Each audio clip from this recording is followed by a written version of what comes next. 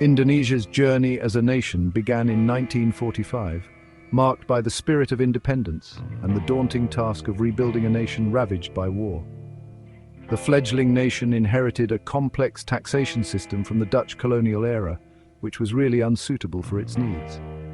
This inherited system was primarily focused on resource extraction and lacked the structure to support a newly independent nation.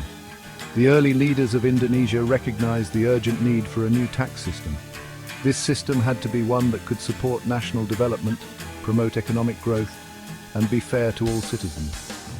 The first few years after independence were marked by a period of experimentation and adaptation. Indonesia faced huge challenges. The country was recovering from war. There was a lack of infrastructure and skilled personnel. Yet, amidst these challenges, the foundation for a new tax system was laid. This system aimed to reflect the aspirations of a newly independent nation. This period saw the introduction of new taxes and the restructuring of existing ones. The goal was to create a more equitable system that could generate revenue for the government. This revenue was crucial for rebuilding the nation and investing in essential services like education and healthcare. The 1950s and 1960s were crucial decades in Indonesia's tax history. During this period, the nation grappled with political instability and economic challenges. However, it was also a time of significant progress in developing a more robust taxation system.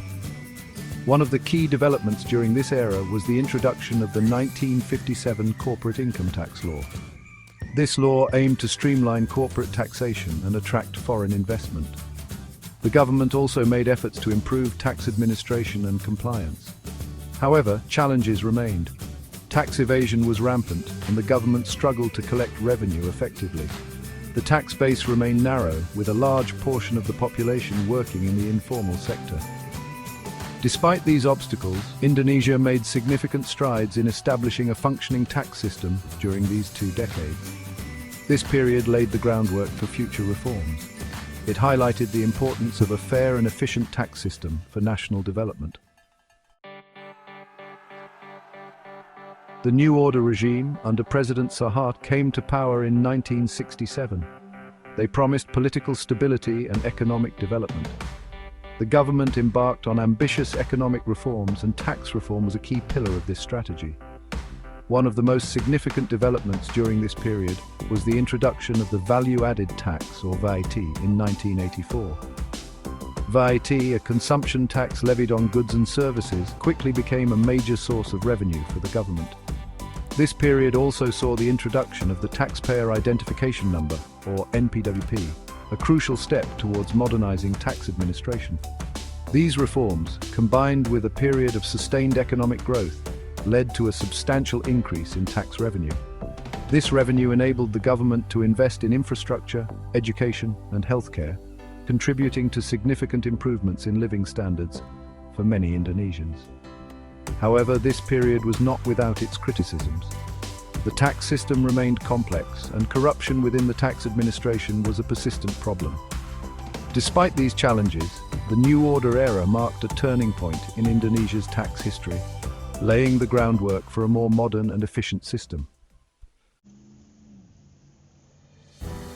The Asian financial crisis of 1997 to 98 had a profound impact on Indonesia. The crisis exposed weaknesses in the country's financial system and highlighted the need for further tax reforms. The government, under pressure from international institutions, implemented a series of reforms to stabilize the economy and restore confidence. Key reforms included simplifying the tax structure, reducing tax rates, and strengthening tax administration. These measures aimed to broaden the tax base, encourage investment, and improve tax compliance. The government also focused on increasing transparency and accountability within the tax administration. The period following the crisis was marked by a gradual recovery. Tax revenues slowly began to increase, but challenges remained. The tax ratio, which is tax revenue as a percentage of GDP, remained low compared to other countries in the region. This highlighted the need for continued reform to create a more robust and equitable tax system. The 2010s saw a renewed focus on tax reform in Indonesia. The government recognized the need to simplify the tax system, improve compliance, and broaden the tax base. One of the key initiatives during this period was the introduction of the e-filing system, making it easier for taxpayers to fulfill their tax obligations.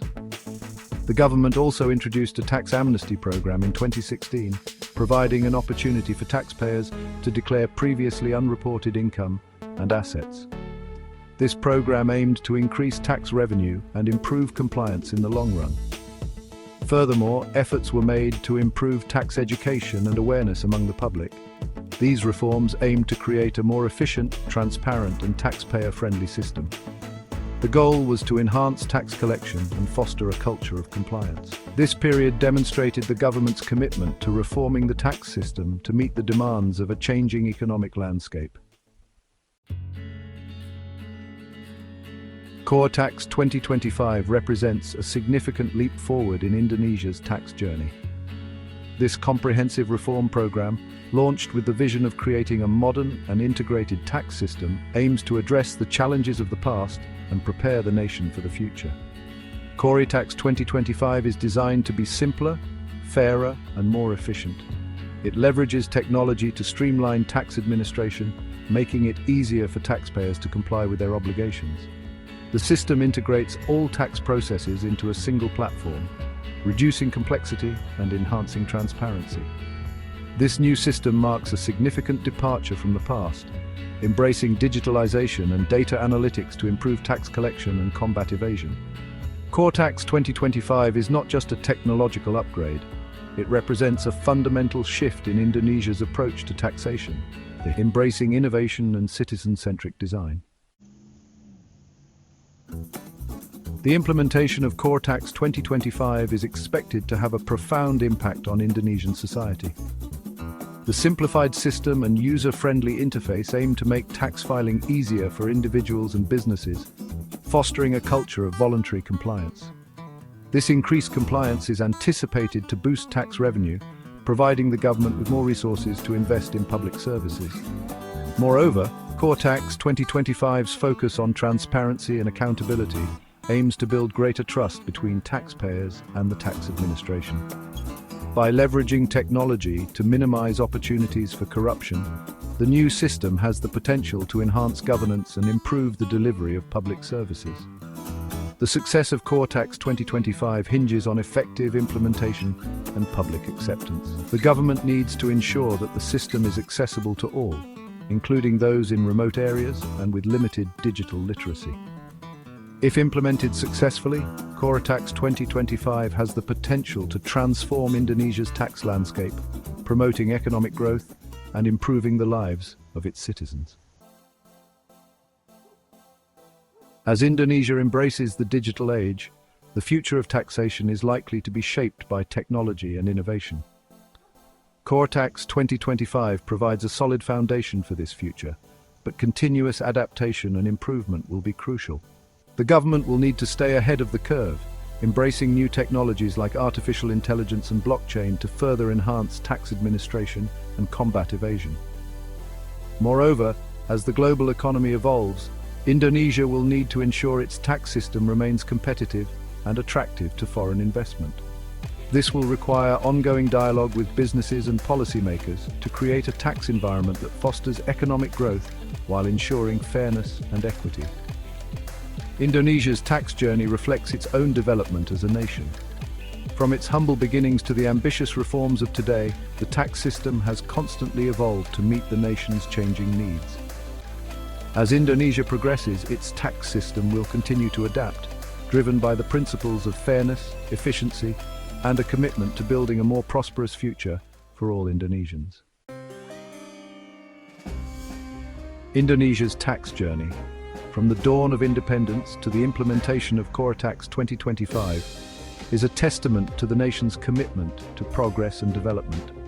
From the challenges of rebuilding after colonialism to the complexities of modernizing the tax system, Indonesia has consistently strived to create a more just and equitable society. Coretax 2025 represents the culmination of decades of reform efforts, ushering in a new era of transparency, efficiency, and citizen-centric design.